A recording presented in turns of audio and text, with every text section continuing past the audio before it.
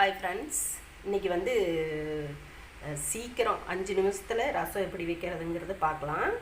இப்போ வந்து நம்மளோட சேனல் லோட்டஸ் குயின் சேனல் பார்க்குற அனைவருக்கும் ரொம்ப நன்றி.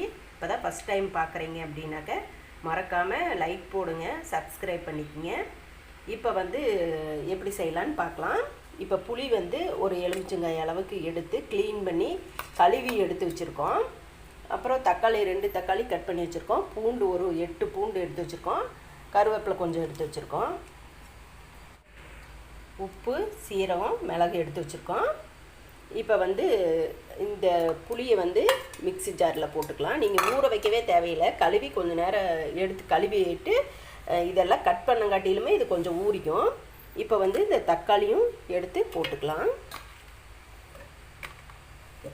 தக்காளி, பூண்டும் போட்டுக்கலாம். இதுலேயே மிளகு ஒரு 10 மிளகு இருக்கும்.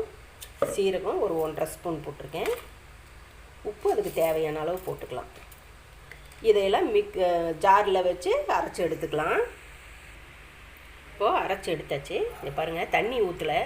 தக்காளியிலேயே நிறைய தண்ணி இருக்கும், அதனால் இந்த மாதிரி அரைச்சி எடுத்தாச்சு. இப்போ வந்து தாளிச்சிக்கலாம். இப்போ வந்து வடச்சட்டி வச்சு காய வச்சாச்சு. இப்போ எண்ணெய் ஊற்றிக்கலாம்.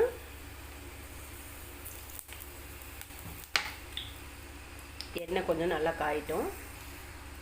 எண்ணெய் காஞ்சிருச்சு. இப்போ கடுகு போட்டுக்கலாம்.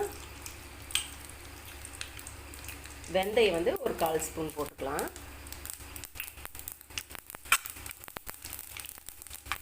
பொரிஞ்சதுக்கப்புறமா கருவேப்பிலை போட்டுக்கலாம்.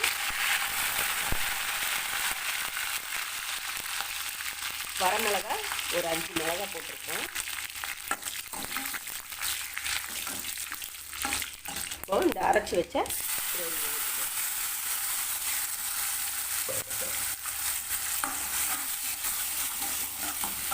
இப்போ தேவையான அளவு வதங்க வேண்டாம், தேவையான அளவு தண்ணி ஊற்றிக்கலாம்.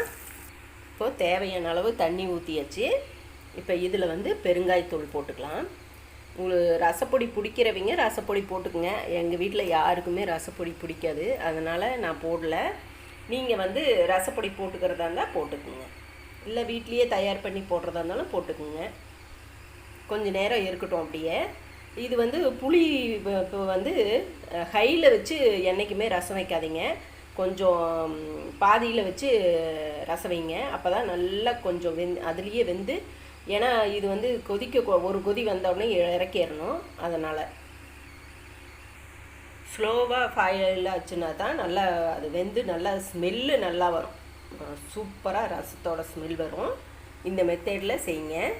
இப்போ கொஞ்சம் நேரம் அப்படியே இருக்கட்டும். இப்போ பாருங்கள், ஸ்லோவாக தான் வச்சுருக்கேன் அடுப்பை, மீடியமாக. இப்போ வந்து ஒயிட் கலரில் ஃபுல்லாக வருது. இப்போ கொதிக்க போகுது. நல்ல ஒரு கொதி வரட்டும், ஏன்னா தக்காளி போட்டிருக்கோம் இல்லையா. ஒரு கொதி வந்தோடனே ஆஃப் பண்ணிக்கலாம்.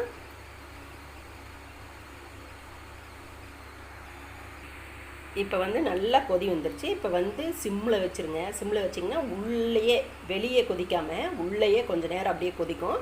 அதுவே போதும் நம்மளுக்கு. இப்போ வந்து கொத்தமல்லி தழை தூவிக்கலாம்.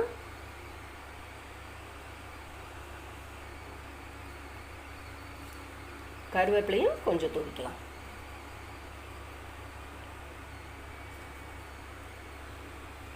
இப்போ இந்த மெத்தடில் செஞ்சு பாருங்கள். அப்படியே வீடே மணக்கும் ரசம், அந்த மாதிரி இருக்கும். சூப்பராக இருக்கும். இந்த மெத்தடில் செஞ்சு பார்த்துட்டு உங்களுக்கு வந்து பிடிச்சிருந்ததுனாக்க, நான் செஞ்சு பார்த்துட்டு பிடிச்சிருந்ததுனாக்க மறக்காமல் கமெண்ட் பண்ணுங்கள், லைக் போடுங்க, சப்ஸ்கிரைப் பண்ணிக்கங்க. தேங்க்யூ. அடுத்த வீடியோவில் வேற ஒரு டிஷ்ஷோட பார்க்கலாம்.